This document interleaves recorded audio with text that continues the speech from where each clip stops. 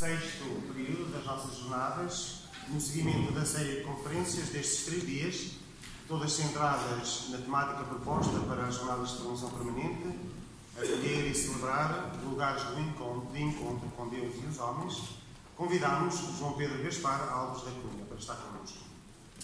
Passo a apresentar, dar algumas notas da sua vida que podem contribuir para aferirmos o sentido e a oportunidade da sua presença e do seu contributo nas presentes jornadas. Licenciou-se em Arquitetura na Faculdade de Arquitetura da Universidade de Lisboa em 97. Desde então, exerce o ofício de arquiteto. Desde 2003, e pela mesma faculdade, é mestre em reabilitação da arquitetura e núcleos urbanos, com a dissertação Metodologias de Intervenção no Património Cisterciense em Portugal. Ainda pela mesma faculdade, e desde 2014, é doutor em História da Arquitetura com a tese MRAR, Movimento de Renovação da Arte Religiosa e os Anos de Ouro da Arquitetura Religiosa em Portugal no século XX. Tese que teve a orientação do arquiteto José Manuel Fernandes e a co-orientação do arquiteto Nuno Teotónio Pereira. De referir que esse trabalho foi distinguido pela mesma faculdade com o prémio Professor Manuel Tainha, prémio esse correspondente à melhor tese de doutoramento em arquitetura nos anos 2013 e 2014. A mencionada dissertação de doutoramento foi publicada em livro em outubro de 2015, com o mesmo título e com a chancela editorial da Universidade Católica Portuguesa. Desde 2007 trabalha em ateliê próprio na remodelação de espaços religiosos. Tem organizado, então, desde 2010, também encontros e exposições de arquitetura e de arquitetura religiosa. É investigador do Centro de Estudos de História Religiosa da Universidade Católica Portuguesa. É também membro da equipa de arquitetura do Secretariado Nacional da Pastoral da Cultura. É conferencista e autor de diversos artigos na área da arquitetura religiosa. A este propósito, penso que merece nota, realça a sua assídua participação e organização nas jornadas, uma introdutória em 2012 e depois mais 4 jornadas de um dia, sempre no âmbito de liturgia, arte e arquitetura, no nosso contexto nacional e internacional. Como eu dizia antes, em 2012 deu o seu contributo nas jornadas comemorativas dos 50 anos do Concílio Vaticano II, com a conferência intitulada Evolução das Igrejas do Concílio à Atualidade, no painel dedicado ao tema Liturgia e Arquitetura. Depois, na primeira jornada, em 2015, que foi centrada sobre a arquitetura para uma igreja pobre e servidora, falou sobre a sobriedade como atitude e como atitude projetual e atitude existencial. Na segunda jornada, realizada em 2016 e com o tema A Igreja na Cidade, participou no painel Formas com a conferência intitulada A Igreja no Centro Comercial, Capela de Nossa Senhora das Amoreiras, Lisboa, realizado do ano de 1900, inaugurado em 85. Muito obrigado. Em 2017, voltou a participar no painel Formas da terceira jornada intitulada Património Moderno da Igreja, desta vez com a conferência Património Classificado de Igrejas de Moscavide e do bairro da Tabaqueira, em Rio de Moura. Mais recentemente, em novembro do ano passado, quando a quarta jornada de Liturgia, Arte e Arquitetura, intitulada Liturgia Lugar de Encontros, participou com o painel, no painel Contextos, com a conferência intitulada Onde está o Teu Irmão? A Liturgia, um ensaio da Fraternidade Universal. Passo então, depois desta apresentação, a palavra ao arquiteto João Alves da Cunha para nos apresentar o tema O Espaço Litúrgico como Sacramento do Encontro. Obrigado pela vossa atenção.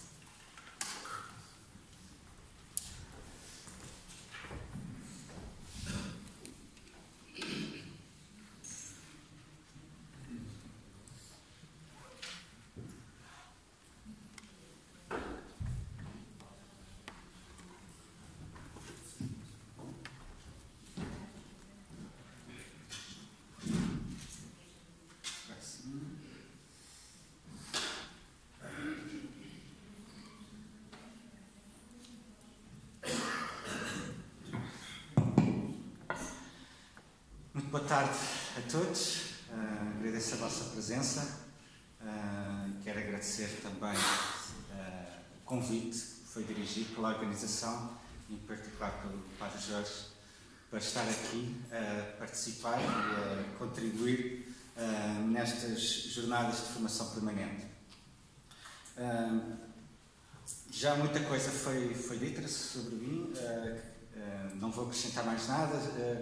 Tenho realmente trabalhado este tema da arte, da arquitetura, da liturgia, um tema que me interessa já há uma série de anos. Curiosamente, a apresentação, no fundo, está dividida em duas partes, que vos trago hoje. Quando foi feito o convite e apresentado o tema do espaço litúrgico como sacramento de encontro, já que tinha muito a ver com a apresentação que tinha feito em novembro passado, se bem que na altura eram comunicações bastante mais curtas e, portanto, parti dessa apresentação, mas mantive esta pergunta, para mim, pergunta-chave fundamental: onde está o teu irmão? Esta pergunta já estava nessa apresentação de novembro passado, e achei que era pertinente mantê-la e associada realmente ao título que me foi proposto do espaço litúrgico como sacramento de encontro. Em nota breve de introdução, apesar de ser arquiteto de formação, não vou começar já pela arquitetura, não vos vou mostrar já imagens de igrejas, chegaremos ainda. Na segunda parte, que é um bocadinho mais pequena, espero que se mantenham fiéis, porque a primeira parte é assim um bocadinho mais de reflexão, um bocadinho fazer-nos pensar sobre a liturgia como lugar de encontro, como sacramento de encontro, que espaço litúrgico, que espaços litúrgicos é que são possíveis, que espaços litúrgicos é que vivemos, poderíamos viver. Enfim, não há uma resposta certa, não há uma resposta única, mas é bom refletirmos e pensarmos nisto, principalmente tendo esta questão: onde está o teu irmão? Temos esta questão como pano de fundo. Esta primeira parte está dividida em 3 pontos. O primeiro, que é o único na liturgia, no sentido que encontro é realmente único e específico, ou pode ser específico na liturgia. O segundo, para quem serve a liturgia, para quem serve este encontro, e que lugar a liturgia, que lugar é que pode facilitar esse encontro. Mas antes disso, vos contar uma pequena história, ou melhor, ler uma pequena história. Uma história retirada das muitas dos padres do deserto, cuja conclusão acho que pode dar aqui ser uma boa porta de entrada aqui para esta nossa reflexão. A história conta-se assim. Conta-se que o abade Macário, quando certo dia caminhava na montanha, viu o crânio de um cadáver no chão. Macário mexeu na cabeça e o crânio respondeu-lhe. Então Macário disse: quem és tu que me falas?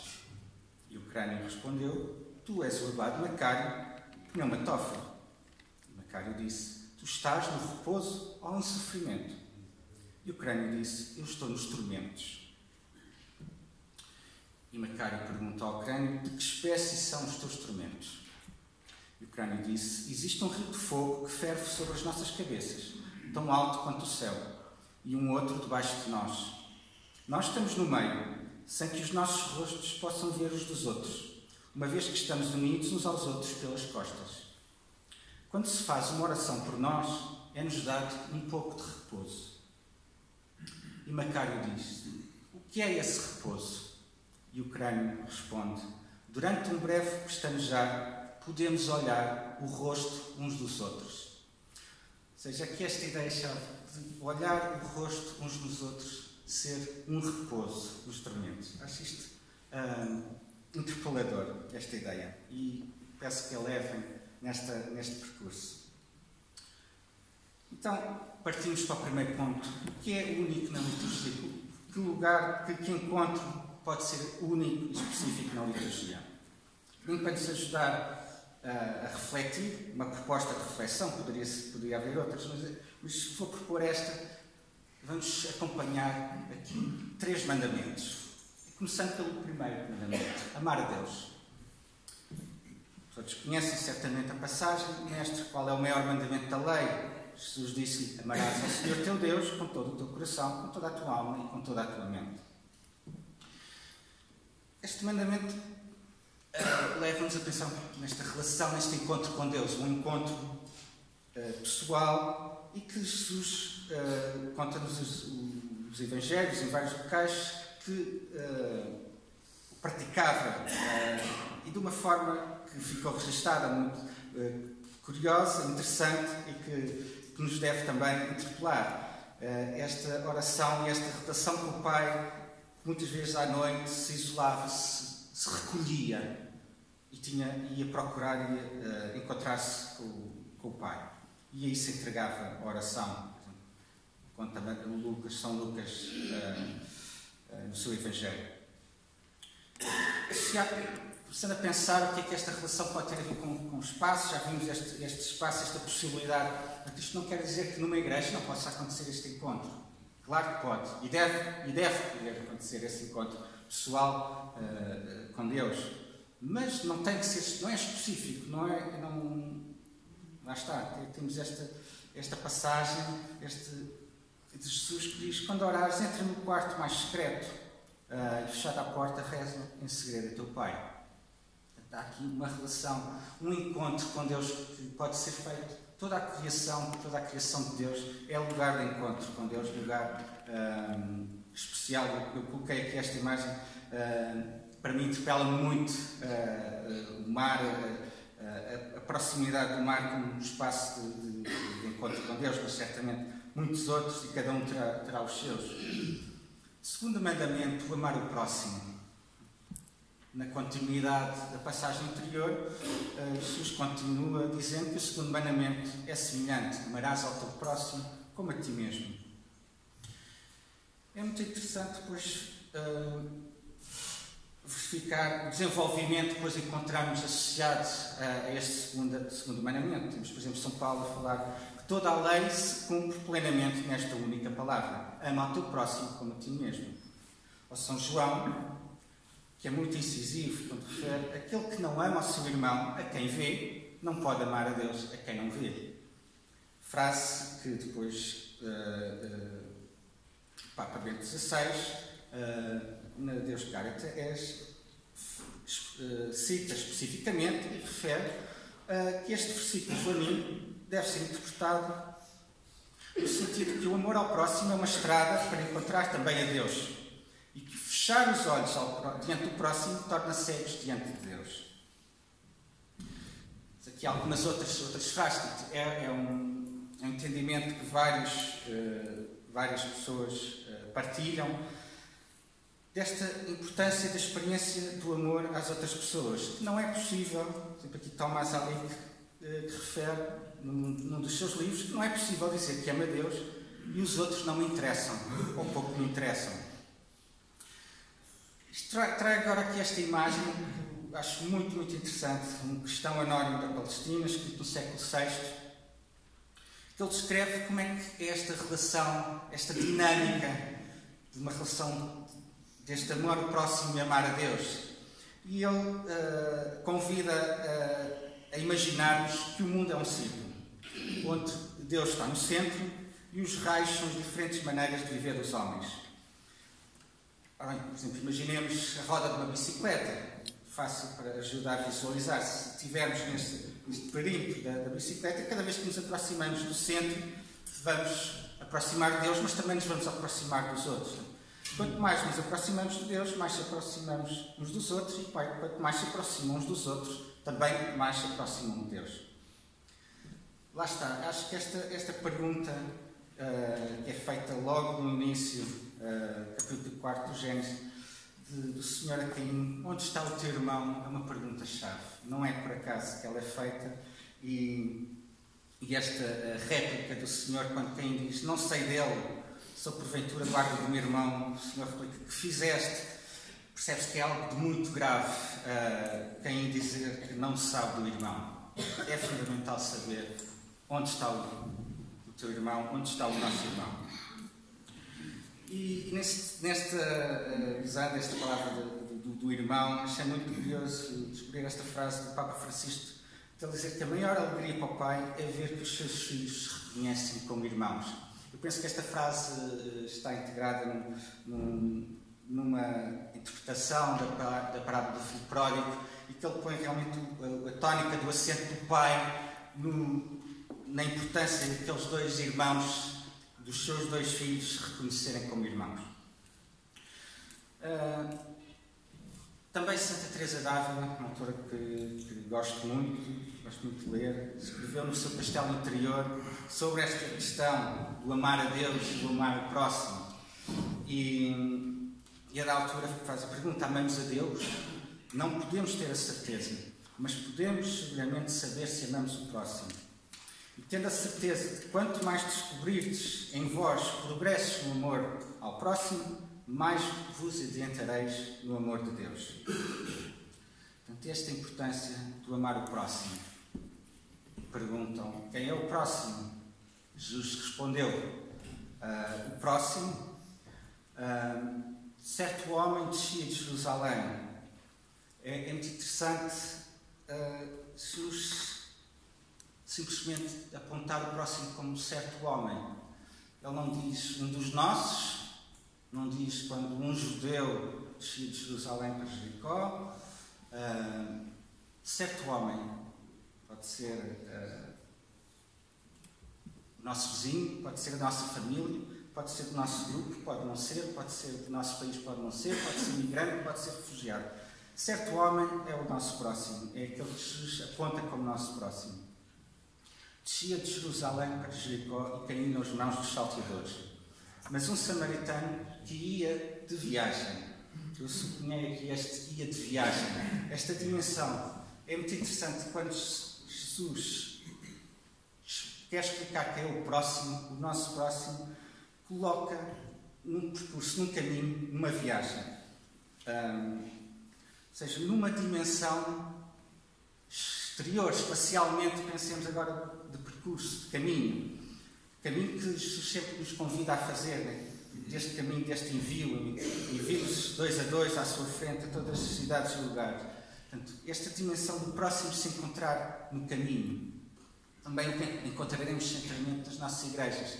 Mas, preferencialmente, ele estará, se olharmos com atenção, no caminho. Esta dimensão deste encontro, o mundo como lugar de encontro para o próximo.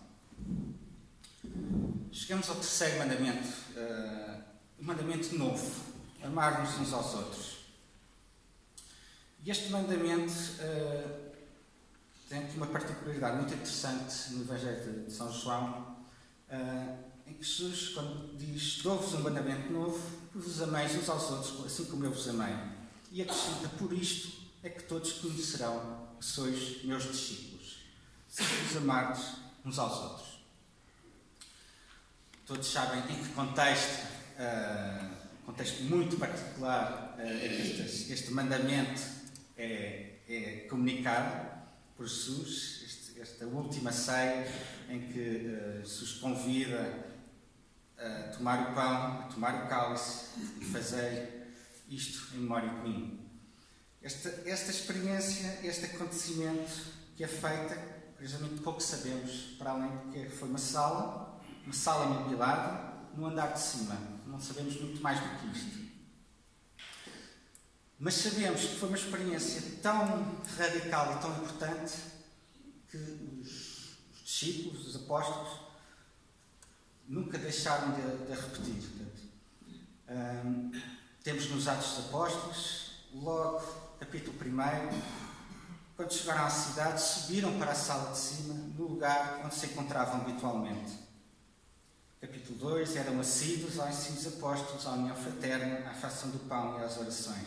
Este encontro de irmãos, esta experiência que fizeram com Jesus, vai se repetir e vai ser fundante destes apóstolos fundante da Igreja. E não só aquela sala de cima, aquela sala no andar de cima. Eles vão realmente começar a encontrar nas suas casas. E vamos encontrar no livro dos Atos, nas cartas de São Paulo, referências a estes encontros, a casa como lugar de encontro da Igreja. Porquê? Porque certamente eles faziam esta experiência. Eles viviam esta experiência de quando se reuniam, 2 ou 3 em nome do Senhor, Ele estava no meio deles. E uma das minhas passagens favoritas é dos discípulos de Emaús, e esta experiência, aquela passagem parece que descreve a nossa Eucaristia, e aquele pão que se parte e os olhos que se abrem e que o reconhecem. Aqueles 2 discípulos, lá está, reconhecem no meio deles. Lá está, numa casa. Um lugar, portanto, muito específico. E até nessa história é interessante verificar que eles fazem o caminho, não reconhecem o Senhor, e é nessa fração do pão que os olhos finalmente reconhecem. E esta experiência à volta da mesa, à volta da fração do pão, da partilha do pão, da partilha do cálice, foi a experiência que os transformou. E que vemos depois dos Atos a falar, que os torna unidos num só coração e numa só alma. Isto cria esta fraternidade, esta igreja. Dá origem a um testemunho tão forte, tão impressionante. Temos esta descrição de Tertuliano, no século II, em que ele fala precisamente, ele descreve os cristãos desta forma. Diz: vede como se amam, dizem de nós. Portanto, o amor fraterno que estas comunidades viviam, estas comunidades que se reuniam à volta da mesa, era visível e era realmente um testemunho de diferença perante a sociedade. Este testemunho deste amor, amai-vos uns aos outros como eu vos amei. Era este mandamento posto em prática. O Frei Carlos Maria Antunes, um autor, um monge cisterciense, autor de vários livros muito interessantes, recomendo a quem não o conheça. Em 2013 ele escreveu um livro que tem esta frase que eu achei que tinha tudo a ver com este tema. Esta ideia da fraternidade universal ensaia-se à volta da mesa. A liturgia ser a possibilidade de ensaiarmos uma fraternidade, um testemunho que depois somos chamados a pôr em prática no mundo. Esta ideia, esta mesa ser lugar de encontro e de criação de uma fraternidade de discípulos de Cristo, filhos de Deus. Passamos ao segundo ponto, mais curto. Para quem serve a liturgia? Encontrei no outro dia esta passagem de Dom Helder Câmara, que também achei que introduzia muito bem este ponto. Ele começa com esta pergunta: se Deus é verdadeiramente Deus e verdadeiramente Pai, que necessidade tem das nossas preces? Não é porque rezamos menos que Ele será menos Deus, menos Pai, menos perfeito. Não é porque deixarmos de rezar que Deus vai ficar diminuído.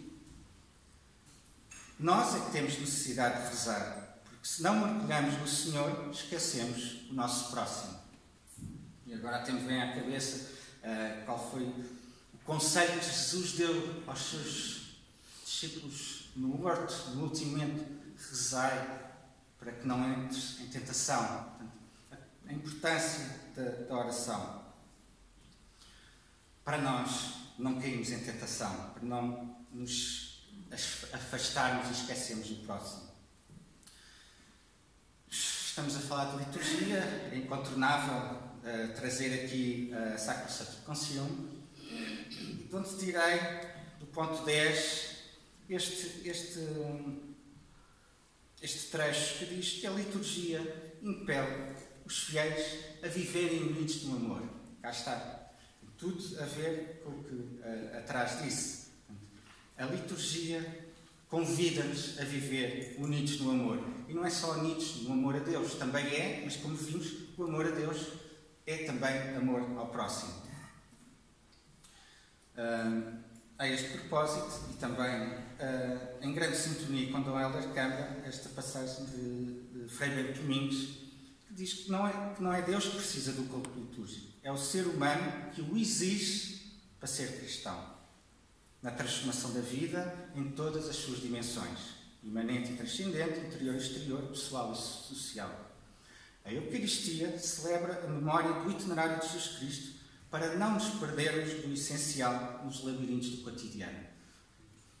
Há algo que volta atrás da liturgia. A Sacro Santo Concílio lembra que da liturgia corre sobre nós a graça de Deus. E é importante que esta graça depois nós a acolhemos e que a levemos depois para o cotidiano. Porque se ela se resume e fica ali pela liturgia, é pouco. Conto outra história agora, e acho que ajuda a perceber bem um pouco aquilo que vou tentando aqui transmitir. Uma história contada pelo padre Fernando Calado Rodrigues, e que se conta assim. Em Bragança, no Centro de Arte Contemporânea em Graça Moraes, falou-se de arte, humor e fé. Estiveram à conversa sobre este tema a própria pintora Graça Moraes, o frade franciscano Fernando Ventura e a atriz Maria Rueff. Frei Fernando Ventura, com o recurso ao bom humor, ajudou a desconstruir a ideia de que o bom sermão é o que faz chorar. Fê-lo no encontro com a pintora e a atriz e também no dia seguinte, na missa dominical da paróquia de Santo Condestável, em Bragança. Desafiou, não se preocupem, não vos vou desafiar a isto. Desafiou as pessoas a olhar nos olhos os seus vizinhos, depois a sorrir e de seguida a dizer: eu gosto de ti, para culminar em eu amo-te. Foi surpreendente perceber que muitos não conseguiram, nem da boca para fora, dizer ao seu vizinho do lado: eu amo-te, quanto mais vivê-lo na vida de cada dia. O bom sermão seria, então, aquele que levasse a pessoa a experimentar a felicidade de ser amado por Deus e a desafiá-la a sair de si para fazer o outro mais feliz. Para isso, é essencial ter a capacidade de olhá-lo nos olhos, de sorrir e de amá-lo. Olhar nos olhos, como o crânio contava no início. A missa dominical não deveria ser sentida, portanto, como uma obrigação. Deve ser antes a celebração do que os cristãos necessitam para recarregar as baterias da felicidade, para durante a semana irradiarem alegria e amor nos ambientes que frequentam. Só que um parênteses, há uns meses atrás, há poucos meses, realizou-se em Lisboa, depois certamente ouviram falar, porque estava sempre a dar nas notícias, na televisão, o Web Summit, um grande acontecimento tecnológico, e por acaso não acompanhei, mas acompanhei o seu início. Tive a oportunidade de ver o seu início. Achei muito curioso que no arranque, o mentor, não me lembro agora o nome do criador do Web Summit, mas ele quando vem falar ao palco, vem dar as boas-vindas, fazer a introdução, a dado momento para e diz: agora peço a cada um que cumprimente e se apresente à pessoa que está ao seu lado. E foi muito interessante ver toda a dinâmica de tudo aquilo para e todas as pessoas a interagirem com as outras, só está olhos nos olhos. E foi interessante perceber que de repente houve ali um patamar relacional completamente diferente. De repente já não eram pessoas anónimas que encostavam o seu ombro ao meu, tinham um nome, pessoas com um rosto e com uma história. Foi muito interessante ver esta experiência. Penso que este é o último slide exatamente deste ponto. Eu acho que é importante termos consciência disto. Nós, vou falar de nós, Igreja, que antes de falar de amor e de paz aos outros, é preciso cultivar o amor e a paz na Igreja. Somente uma comunidade onde os membros façam uma experiência viva e profunda de acolhimento, de tolerância, de perdão, de serviço recíproco e de partilha dos bens pode anunciar ao mundo fraternidade e paz. Há aqui algo, uma fraternidade que temos que ensaiar à volta da mesa. Vamos então, que lugar para a liturgia? Que lugar é este que nos pode ajudar a ensaiar esta fraternidade, assim nos olharmos para o outro mais como nosso irmão e eventualmente ser capaz de dizer nos olhos que o amamos? Voltamos à Constituição sobre a Sagrada Liturgia para vos dizer que no seu ponto 59, onde fala da natureza dos sacramentos, fala que os sacramentos estão ordenados à santificação dos homens, à edificação do corpo de Cristo, e depois a da altura diz: não só se põem a fé, mas também a alimentam e fortificam. Esta ideia de o alimentam e fortificam, pensemos, por exemplo, nos nossos músculos. Se não os alimentarmos e os fortificarmos, vão atrofiar. A fé, este amor ao próximo, também, se não for alimentado e fortificado, também vai atrofiar. E depois também, na mesma Constituição, no ponto 11, é referido que é importante assegurar a eficácia plena da graça. Como referimos a graça que se recebe na liturgia. Não aconteça que os fiéis a recebam em vão. A graça é-nos oferecida na liturgia, mas ela pode ser recebida em vão. Como disse, é uma pena se isso acontecer. Dar mau testemunho de nós e de Cristo se recebermos a graça em vão. E nesse sentido, a Constituição fala, e lembra, neste caso, no seu ponto 11, os pastores de almas que devem vigiar, para além de que se observem as leis que regulam, etc., que os fiéis participem nela, na liturgia, de forma consciente, ativa e frutuosa. Que não seja em vão a graça que recebemos.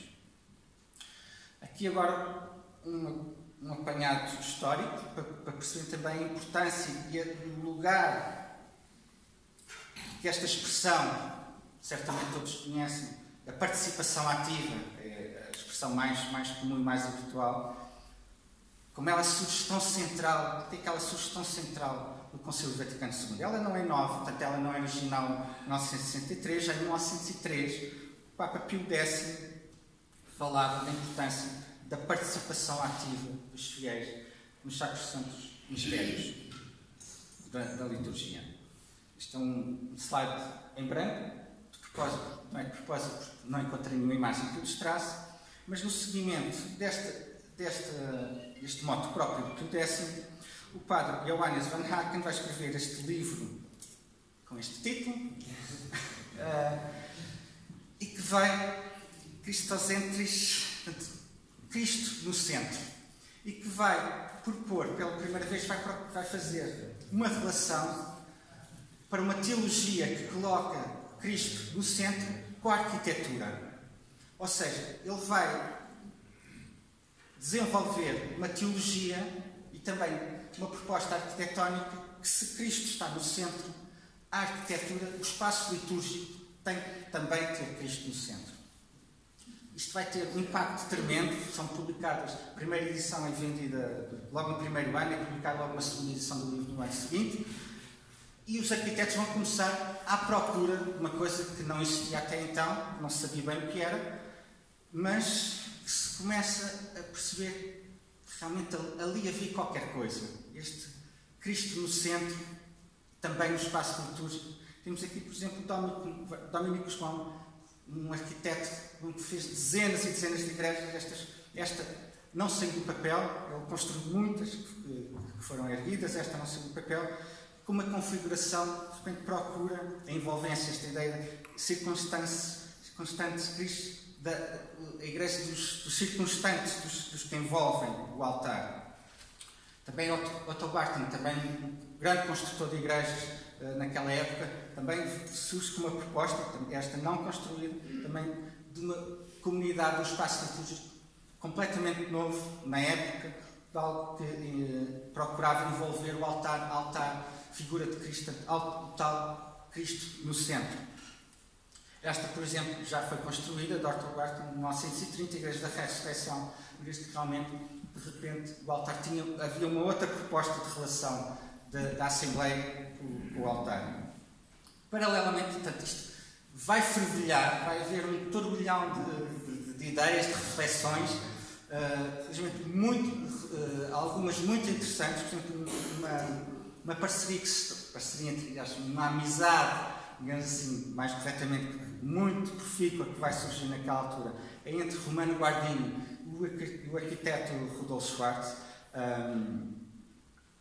Romano Guardini, em 1918, também se vai debruçar sobre estes assuntos, um livro fundamental nestas matérias, o espírito da liturgia, e que depois, em Rottenfels, que era a sede da juventude universitária católica alemã, vamos assim, tinha um nome específico, da qual Romano Guardini era o assistente espiritual, e vão-se começar a realizar experiências com o acompanhamento de Romano Guardini e Rudolf Schwarz, que era um jovem arquiteto na altura, experiências de outros espaços de liturgia, outras formas de participação e participação ativa.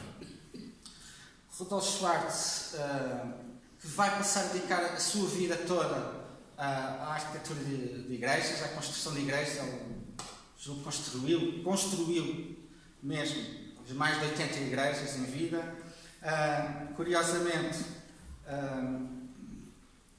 quando o nacionalsocialismo é eleito, temos que esquecer que foi eleito em 1933, proíbe completamente a construção de igrejas, e Rudolf Schwarz então vai se dedicar à reflexão, à escrita, à troca de impressões com o Romano Guardini. Vai escrever 2 livros fundamentais. Quem se interessa por o tema, estes são incontornáveis: da construção de igrejas, 1938, e um outro que é Liturgia e Construção de Igrejas, 36. E queria só chamar a atenção, voltei atrás do slide de propósito. Ele constrói, esta é a primeira igreja que ele constrói, isto tem a ver muito com o contexto da arquitetura modernista da época, dos anos 30, e depois de ele fazer esta igreja, muito no espírito do tempo e no espírito da Alemanha do seu tempo, ele em 36 vai fazer esta reflexão e vai dar este apontamento. Atenção que, apesar de toda a modernidade, e ele era um defensor da arquitetura, naquele caso modernista e depois moderna, são 2 conceitos diferentes, mas isto já é a teoria da arquitetura, é outra coisa. Mais importante do que a modernidade da forma é a modernidade do espaço, modernidade no sentido desta novidade, ou melhor, mais importante é termos Cristo no centro da nossa liturgia. Portanto, acho que os desenhos que ele propôs e apresenta são muito elucidativos do que é que o caminho que se estava a trilhar. Como disse, depois temos a guerra, 39 a 45, destruição devastadora, não só da Alemanha, mas trago aqui a Alemanha, pela sua necessidade depois que teve imensa de reconstruir tudo, incluindo também as suas igrejas. E neste contexto de reconstrução rápida e maciça, a Conferência Episcopal Alemã escreveu umas diretivas para a construção de igrejas que foram fundamentais, depois serviram de modelo para muitas outras conferências, incluindo foram replicadas cá em Portugal, traduzidas e publicadas em Portugal, na revista do Seminário dos Olivais, por exemplo, também na revista do Mosteiro de Cisverga, na revista Ora Elabora, e trazer aqui algumas ideias-chave, lá está, de alguma reflexão que já vinha vindo de trás, antes da guerra. E a da altura eles apresentam, estas igrejas todas vão ser construídas, atenção, a igreja modelo, o altar tem que ser o centro, tem que ser o coração do edifício. E quando falamos do altar, é um altar avançado, portanto, um altar que permita, eventualmente, estamos em 1953, permita até o face a face do sacerdote à Assembleia. E mais, não queremos igrejas que sejam grandes desenvolvimentos longitudinais, grandes comboios. Não, queremos as pessoas o mais próximo possíveis do altar. Portanto, que não haja distância excessivamente grande entre o espaço do altar e os extremos mais afastados do espaço da comunidade. Este convite a uma participação ativa que a arquitetura pode ajudar ou não. E a Conferência Episcopal Alemã teve essa consciência. E logo portanto, imediatamente isto vai ter consequências e é muito interessante. Temos a Igreja de São Lourenço em Munique, inaugurada em 1955, o arquiteto Emil Stefan, colega, grande amigo de Rudolf Schwarz, também muito amigo de Romano Guardini. Até muitas vezes se diz que esta Igreja de São Lourenço é a tradução arquitetónica de tudo aquilo que o movimento litúrgico vinha escrevendo e procurando e pensando já desde trás, já desde o século XIX, em termos arquitetónicos, que seria isto. Este é o modelo que é muitas vezes apresentado. Portanto, em 55, poderíamos olhar para esta igreja e dizer que é uma igreja construída depois do concílio, não é? É muito antes do concílio, e tem tal impacto que se torna um modelo que é seguido na Alemanha, de quase totalidade, não 100%, mas quase totalidade, até aos dias de hoje. O próprio Emil Stefan foi um grande construtor de igrejas, nas suas igrejas segue sempre este modelo. O Rudolf Schwarz também, muitas das igrejas que fez aqui à esquerda na planta, conseguem perceber este altar que avança, esta comunidade que procura abraçar e envolver o altar. Vários exemplos de Rudolf Schwarz. Outros arquitetos seguiram, trouxe este só para ilustrar o Sepp Ruf, uma igreja interessantíssima, que partindo desta base ortogonal envolve com um perímetro redondo. Portanto, para dizer que a arquitetura depois também é muito criativa e sabe trabalhar as formas, mantendo e respeitando o programa, no fundamental do programa. E agora dando um salto para alguns exemplos mais recentes da Igreja Sagrado Coração de Jesus, inaugurada em 2000, a Igreja de São Floriano, em 2004, e esta de 2009, São Nicolau, em 2000, por exemplo.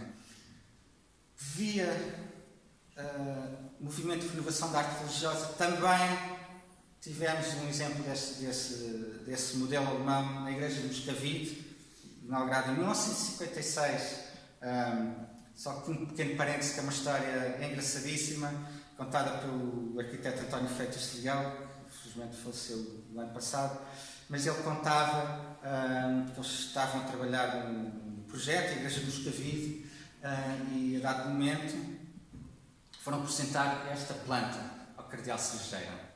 E o Cardeal Cerejeira, que é uma pessoa extremamente culta, sabia perfeitamente o que é que se estava a passar neste centro da Europa, e ele vira-se para eles com um sorriso, e quando vê o altar, este altar é para o padre segurar de frente para o povo, né? E eles disseram: bem, não é, mas também dá. E realmente a Igreja inaugurou em 56 e as primeiras fotografias são todas ainda na celebração do rito anterior, mas quando o Concílio propõe uma nova liturgia, a Igreja estava mais que preparada para esta nova liturgia e assim ainda está hoje.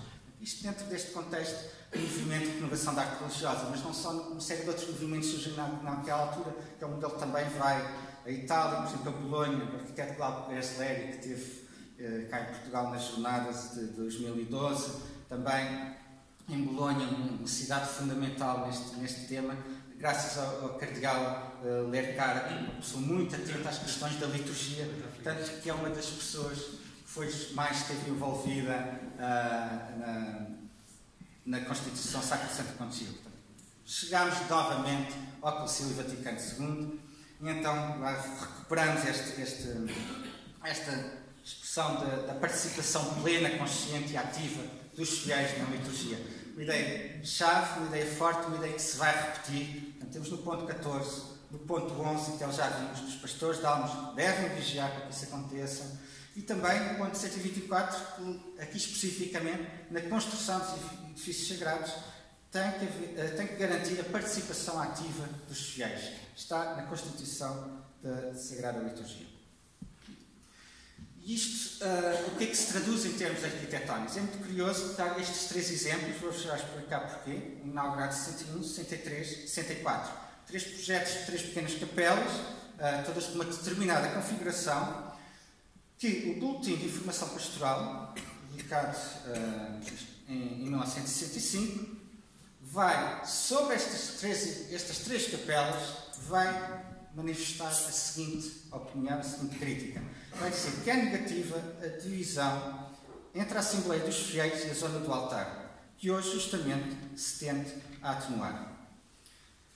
Deveria adotar-se uma forma mais adequada à envolvência do altar pela Assembleia, conforme pede a ideia de participação, que é mais exigente que a simples assistência. Não me levem mal, não se chateiem comigo, mas vocês agora estão a assistir, que é diferente de participar. São coisas diferentes. E é precisamente esta nota que o boletim vai chamar a atenção. E nesse sentido, portanto, isto vai-se tudo passar muito depressa. Os anos 60, aquilo parece que foi acelerador a fundo. Portanto, muito rapidamente vão surgir novos modelos, novas experiências, novas propostas, os arquitetos a produzir novos espaços litúrgicos. Trago estes 3.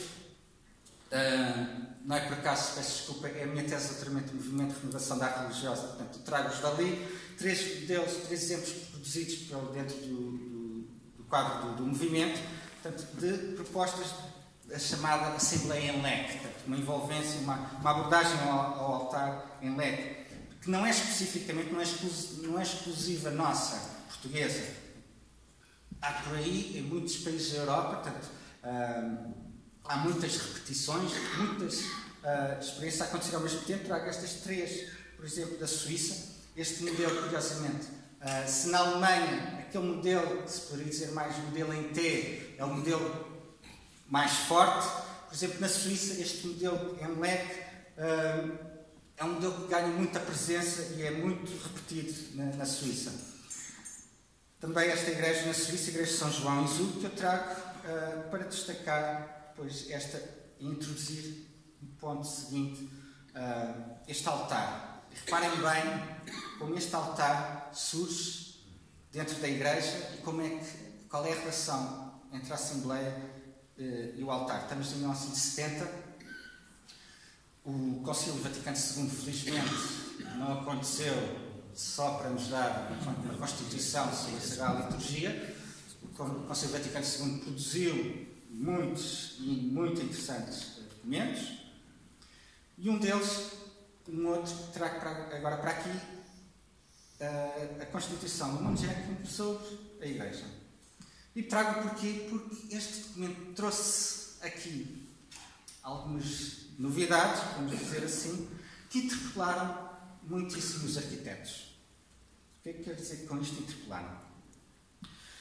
Quando se começam, lá está, da mesma forma que aquela interpelação de Cristo no centro, de um Cristo no centro na liturgia, teve imediatamente repercussões arquitetónicas no espaço, quando começam a ler esta acentuação dos batizados deste único sacerdócio, este batismo que nos conduz ao único sacerdócio de Cristo, um sacerdócio em sacerdócio santo, casa espiritual, todos os batizados sendo chamados a esse sacerdócio.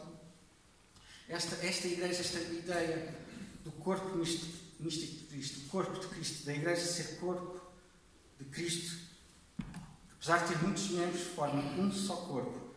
Muito a ver, certamente conhecem a teologia, carta de São Paulo aos Coríntios, um só Espírito, fomos todos batizados para formar um só corpo. Há, pois, muitos membros, mas um só corpo, e Deus dispôs o corpo para não haver divisão no corpo e os membros terem a mesma solicitude uns para com os outros. E isto vai ter impacto porquê? Porque vão perceber que se calhar estava-se a pôr arquitetonicamente em prática, em construção, uma eclesiologia, se calhar mais que vinha possivelmente mais relacionada com o Concílio de Trento, e trago este pequeno apanhado daqui do Leão XIII, de 1895, e que refere que na Igreja de Deus distinguem-se da forma mais absoluta duas partes, a parte ensinada e a parte ensinante, o rebanho e os pastores. Portanto, aqui, referência a uma igreja de 2 níveis e o espírito que vem mais que se sobressai nesta nova identidade proposta deste corpo de igreja, deste corpo de batizados, seria-se mais neste espírito, conforme São João Crisóstomo, por exemplo, referia que toda a diferença se apaga entre o padre e o fiel na participação dos divinos mistérios. Ali todos igualmente participamos, todos ali participamos de forma semelhante. E esta ideia, que depois é muito curioso, muito recentemente o Papa Francisco, na Audiência Geral 26 de julho de 2013, tem esta expressão deliciosa: ninguém é o mais importante na Igreja, pois aos olhos de Deus todos somos iguais. Um de vós poderia dizer: ouça, Sr. Papa, vossa santidade não é igual a nós. Sim, sou como cada um de vós, todos nós somos iguais, somos irmãos. Então, está sempre a ideia da fraternidade. E esta ideia, que é incluída e é interpretada neste imediato pós-Concílio Vaticano II, a ideia da fraternidade universal à volta da mesa, vai ter imediatamente repercussões na arquitetura e no espaço litúrgico. Os arquitetos vão se pôr à procura do que é que poderia ser um espaço litúrgico realmente que mostra e revela esta identidade, este corpo de Cristo.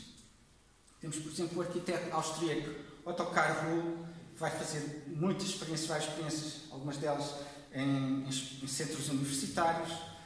Acho que as imagens explicam muito bem o que é que se andava à procura, que tipo de participação, que tipo de relação é que se procurava. Podem dizer, isto são exemplos de espaços pequenos, é verdade, mas também devo dizer, e posso dizer por experiência própria e direta, porque experimentei nesta igreja de São João, que deve ter 400, 500 lugares, faz esta experiência semelhante, do mesmo tipo. Uma experiência muito intensa de fraternidade e de relação e de participação na mesa eucarística. Como disse, isto dos anos 60 foi tudo muito rápido, tudo pé no acelerador. Foi uma década, como sabem, isto em 68 foi uma explosão tremenda na sociedade, na cultura e também na Igreja. Há que dizê-lo, a revista Miriam, 1969, fala frontalmente o que é que se estava a passar. A Igreja desmorona-se, ponto de interrogação, a crise que se estava a viver na Igreja neste final da década. E é curioso que o número seguinte, portanto, neste número de março de 69, tem esta pergunta na capa, e o número seguinte tem tudo isto que estava a passar, esta liturgia em renovação, a nova liturgia, liturgia doméstica a aparecer na capa. E o que é que se passa? Há aqui uma associação entre, acaba por haver, se calhar às vezes mais inconscientemente do que conscientemente, mas uma associação entre uma determinada crise e algumas coisas, algumas experiências que se achou que se calhar estavam a ir longe demais. O que é certo é que há o pé no travão e há um passo atrás, e só para ilustrar, poderia ilustrá-lo com todos os exemplos que são construídos daí para fora. Estou a falar em termos de espaço litúrgico e nestas relações da Assembleia, do altar, posição do altar dentro do espaço litúrgico, mas ilustro perfeitamente com este exemplo da Igreja do ano 2000. Portanto, não foi uma coisa depois até momentânea, foi uma coisa que foi avançando, chegou ao nosso século XXI, que na Igreja, proposta no concurso, portanto, lançado em Roma para a Igreja do ano 2000, foram convidados para ser uma espécie de também o convite do Star System da arquitetura na altura, os grandes nomes, os arquitetos, os prémios Pritzker, todos eles, ou quase todos, o Frank Gehry, o Calatrava, o Tadao, o Peter Eisman, quem não conheça, garanto que eram assim, os grandes nomes das capas das revistas e dos livros de arquitetura. Quem ganhou foi outro premiado, o Richard Meyer, cujo interior da igreja, do espaço litúrgico, é precisamente um espaço profundamente longitudinal, altar lá ao fundo, distante, portanto, tudo aquilo que na proposta e naquelas orientações de 53 pedia para não se fazer. Portanto, algo muito mais próximo, curiosamente, de um vulgar cinema, de uma sala de conferências, como estamos aqui a ver. Portanto, é curioso que neste pós-concílio, parece que se esqueceu um bocadinho esta recomendação, este pedido da participação ativa, esta ideia da Igreja de formar um só corpo, e ressociou-se e voltou-se um pouco atrás. E quando, curiosamente, na sociedade tínhamos exemplos a acontecer de maneira diferente de instituições laicas, que, incluindo, por exemplo, temos aqui o Parlamento da Escócia, e nem estamos a falar de uma comunidade de irmãos, certamente que eles não se veem como irmãos, ou pelo menos uma comunidade de partidos, mas quando são chamados a participar ativamente, fazem de outra maneira. Também o Parlamento Português, também é um ótimo exemplo, mas percebe a imagem. Ou o Parlamento do Reino Unido, que tanto tem andado agora nas imagens, outra configuração, outra abordagem completamente diferente. E chama a atenção a esta curiosidade, coincidência ou não, que durante o Concílio Vaticano II, como é que os bispos estavam posicionados? Tinham uma posição, ocupavam, foram dispostos dentro da Basílica de São Pedro de uma forma, curiosamente, muito próxima do Parlamento Britânico, e não desta forma mais habitual.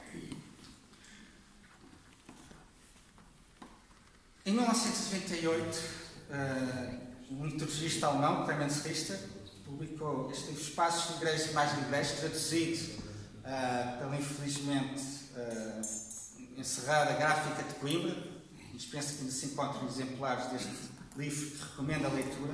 Uma reflexão muito, muito interessante sobre estas questões da liturgia e do espaço litúrgico. Ele, na altura, refere este aspecto, que a liturgia seja celebração de fé e que, por isso, ela influencia a fé, é considerado geralmente algo evidente. Mas que isto seja válido também para o lugar no qual os cristãos se reúnem para as suas celebrações litúrgicas, já não parece ser evidente da mesma forma.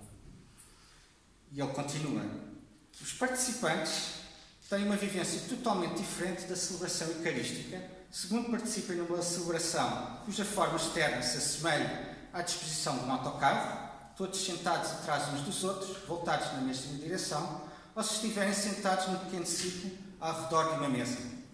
Lembrem-se do que é que a Caveira disse lá no início, sobre os olhos nos olhos. E vejam estes dois exemplos. Um à esquerda, um à direita, em 2013, e um de 2009, na Alemanha, seguindo o tal modelo.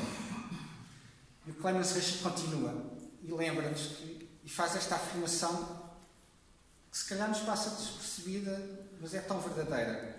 Uma celebração da missa em diferentes espaços, usando os mesmos textos, pode veicular mensagens completamente diferentes. E atenção, a arquitetura é uma linguagem, tem uma gramática própria e a arquitetura fala. E, portanto, é bom perceber qual é a arquitetura que usamos, porque ela depois vai transmitir também ela própria uma mensagem. E às vezes pode-se estar a ler uma mensagem e o espaço estar a dizer o seu contrário. Continuo. A organização do espaço litúrgico pode conduzir ao centro do mistério, pode dispersar noutras direções ou pode mesmo impedir o acesso. Não é que querer fazer da arquitetura agora a coisa mais importante do mundo, mas a arquitetura ajuda-nos ou desajuda-nos a ir ao encontro do mistério, ao encontro uns dos outros. Concluo esta primeira parte com esta ideia-chave, que é a ideia que eu queria que levassem desta primeira parte. A fraternidade universal pode-se, podemos e devemos ensaiá-la à volta da mesa. E termino mostrando uma imagem que já mostrei, associada a uma época, e vou dizer, vem dentro de um quadro, portanto, de várias reflexões e trocas de opiniões que já tive. Sim, mas isto tem a ver com o tempo, isto tinha a ver com uma certa forma de estar, tinha a ver com uma época. Isto é uma coisa lá no tempo. E esta é a última imagem. No 306, o Giotto faz esta pintura da Última Ceia. Não é assim tão diferente, pois não. Tenho aqui este livrinho, quem quiser ver, é uma compilação de últimas ceias, desde o século VI até aos nossos dias. Garanto-vos, são todas assim. Portanto, quando às vezes nos dizem, mas a tradição é assim, é bom percebermos o que é a tradição, onde é que está a raiz, a nossa raiz, onde é que isto é construção de fraternidade. Isto é que foi construção de fraternidade. E é o último por agora aqui. Obrigado. Não sei se...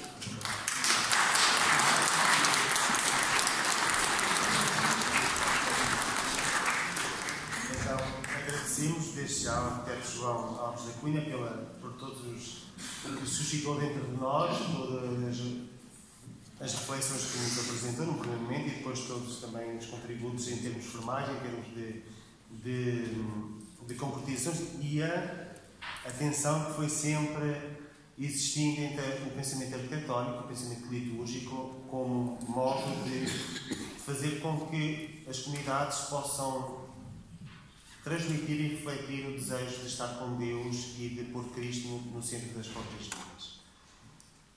Vamos fazer uma pausa, meia hora,